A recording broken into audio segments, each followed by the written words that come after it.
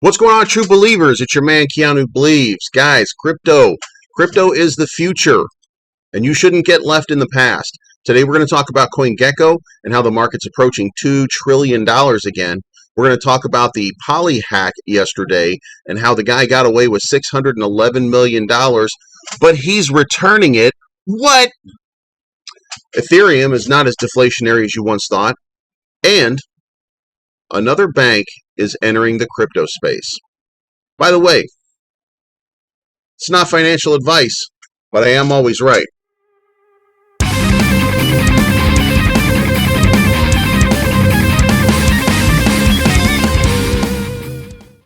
All right, guys.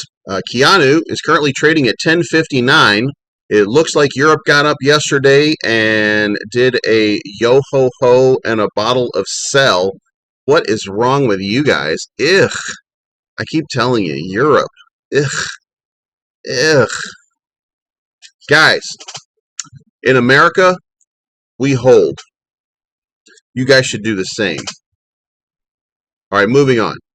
CoinGecko shows us trading at $1.968 trillion. That means that we are almost back to where we were before, and that is an absolute good thing. You know, the problem is we're still in the early phase of this crypto market, and it's going to take a little bit more time for everybody to get back into the memes because, guys, there's money being made in Bitcoin. There's money being made in Ethereum right now.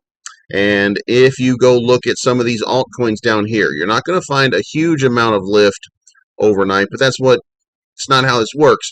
You're at 5 to 10% on a lot of these. And look at Axie. Axie is going crazy. 18.5% overnight, and the 7-day increase is 71.8%. Guys, there's a lot of money out there, and ours is coming. And when it comes, it's going to be incredible. Now, let's move on. Yesterday, the Poly network was hacked, and the guy got away with $611 million in stolen cryptocurrency. Now, after he got away with it, the next step to what happened was Poly took quick action and notified everybody, and they even told everybody which wallets it was. And guess what? The guy couldn't move the crypto off of his wallet because nobody would accept it. They blacklisted his wallet everywhere. They have now sent back 4.7 million in tokens out of the haul. So they are slowly but surely returning the crypto that they took. And I'm not sure how this plays out, but 4.7 million back out of 611 million, that's not a whole lot. So far, they've sent back 1 million in USDC. They did so in 3 transactions in incrementally increasing amounts, 10, 10,000, and 1 million. They also handed back 1.1 million in BTCB, a Bitcoin-pegged token in Binance Smart Chain, as well as 2 million in Shiba Inu and 600,000 in FEI. Several minutes prior to sending the first transaction, returning some of the funds, the hacker created a token called "The Hacker is Ready to Surrender" and sent this token to the designated Polygon address. The biggest DeFi hack so far ended up being a dud. The guy chickened out, and it looks like everybody's going to get at least most of their money back. I guess crime doesn't pay after all, so I don't know why people are doing it. Moving on. So guys, Ethereum supply flips briefly into deflation as gas fees spike.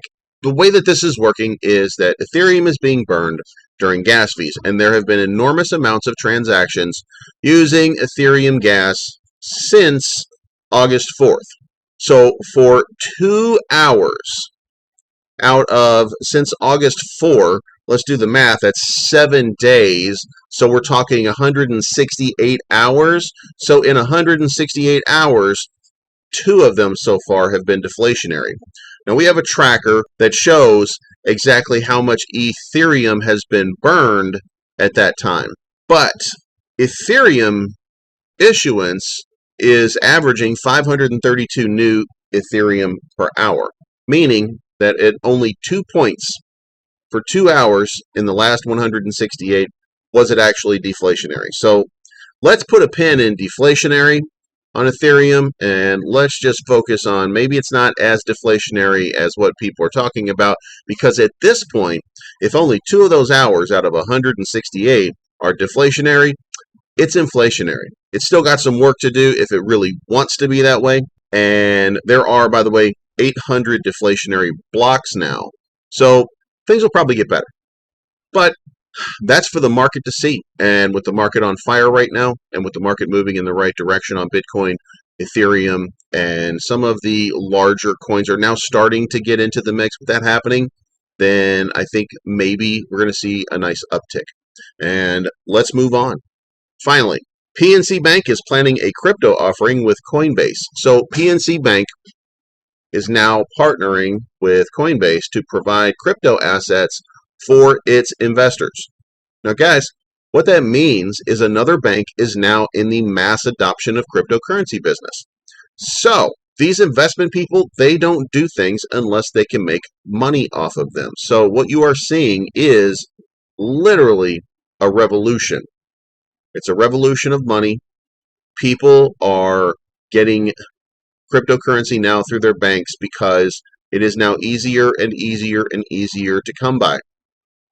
And that is going to make this entire market so much better in the long run. Still have to worry about taxes and the government trying to interfere and take it over, because that's always a threat. It's always out there. But the reality is, mass adoption is never going to end up being a bad thing. Let's get into a rant. All right, guys, we're going to follow up on a little bit of what we were talking about yesterday, and we're going to do another quick dive into the comments that people make in chat. Now, first, it is important for us to have a positive outlook when we are in Telegram. What you consider to be many times, I'm just asking questions, and the question is this coin dead? Or the question is, why are we not moving because Bitcoin or Ethereum is moving? Those are uneducated questions, and some of you want for everybody in your Telegram chat to answer that question every single time it comes up. However, what you're asking, or what you are sillily asking, I hope that's a word. If it's not, I don't care, I just made it up, is for people not to do their own research. Now, we're in a market that dictates one simple adage, and that's DYOR. Do your own research. I don't come into Telegram asking you guys for the answers to everything. I go find the answers for myself. People who are not great investors, or people who are nervous investors, people who are paper hands, those are the kinds of people that go into chats and start asking the questions. But they're not really the questions. They're fear. People are afraid. And it's okay for you to be afraid. Being afraid is a normal part of life. It's a normal part of nature. But you know what? Don't bring that to everybody else. There's a lot of people that are very hopeful, and a lot of people that have pinned their future on what's going on with Keanu. And it doesn't help anybody, including yourself, to come into a Telegram chat or a Twitter thread and just start complaining about your own product. Now, if you're not in the product, you can go ahead and talk all the shit you want, because nobody cares anyway, because you weren't faithful to begin with. You are one of those paper-handed hoes that nobody respects, and nobody wants to be part of any of their cryptos anyway, because you are never going to be rich. Do you know why? Because you're weak. You're a paper-handed hoe. Hey, you know who you are. You're the problem. You're not the solution. And the solution is not to tell me or anybody else what you think somebody should be doing when you don't do what it is that you do. Do your own research. Learn how to do this. And doing your own research doesn't mean just asking everybody in a Telegram chat. It means going out and finding. It means going and poring over CoinGecko every single day and learning what's going on, why it's going on, how it goes on. or go to theblockcrypto.com, a great source for information and news, and it will give you lots of information about everything that's going on in the market. And if you don't like that, you can go to Cointelegraph, because Cointelegraph will give you article after article after article every single day so that you are an informed investor and you don't have to ask silly questions. Or you can go to CoinDesk. Most people don't really trust CoinDesk a whole lot because they're owned by somebody that we don't like. But they're also providing you news, analysis, and everything that you need to know every single day. Then you have cryptonews.com, which does the same thing, and they have it all day long. And then when you're done with that, if you still have questions that you don't understand or things that you just can't wrap your head around, like why is, I'm looking in Telegram right now at this very moment, there's a person in there saying, again, for who knows, the 500th time this month, hey, why is coin not going up when Bitcoin and Ethereum are? When I say do your own research, if you watch my show, you would have the answer to that. You would know that the reason is because there are 4 phases to crypto. But you didn't, because you don't do your own research. You want everybody else to do your research for you. Now, people who do that will never be rich. They're not going to be successful. And if they get money, they're probably going to spend money or waste it. Do you know why? Because they don't have a plan. They don't educate themselves, and they don't know what's going on. They are destined, if they make a good decision, to make a dumb decision right afterwards, or to continue with their good decision and turn it into a bad decision by pulling out early or doing whatever it is that they're going to do to mess it up. Now, Telegram is not your research location. Telegram is your shill location. It's your positive, inspiring, motivational area, and that's the way that it should be. And if you don't like it, it's okay. Don't get in it. You can still be an investor. Just shh. Because nobody wants to hear your FUD. Nobody wants to hear your soft FUD. What people are looking for is inspiration. And what people who are brand new are looking for is positivity. And when all you're doing is whining and crying about stuff every day, you're not doing anybody any favors. All you're doing is embarrassing yourself and making us embarrassed for you. So guys,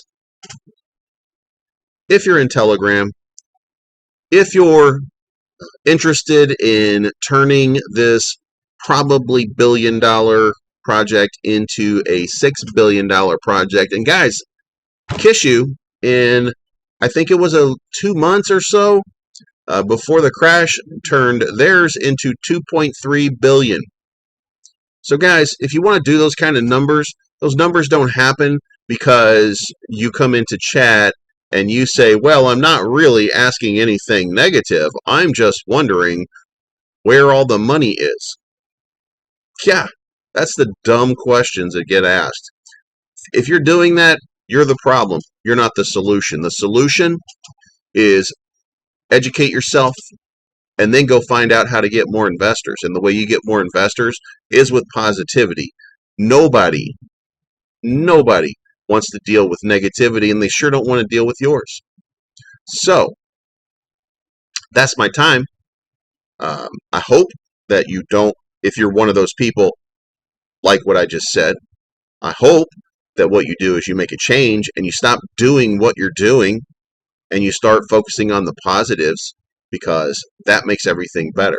And if you do that, then we're all going to get along really nicely, and Telegram is going to be a great place to be. But do your own research and inform yourself. I can only inform you if you watch. Be nice if you did, and like or dislike and comment, but I don't need you to. But I do need you to know what you're talking about before you start complaining about what you don't know about. So that's my time. Guys, have a good day, and let's all prosper. Been around since the 80s and wasn't always cool, especially with the ladies. I was a damn fool. Dad was an alcoholic. Mama, she had to leave him. Grew up around the fighting, the fussing, cussing, and cheating.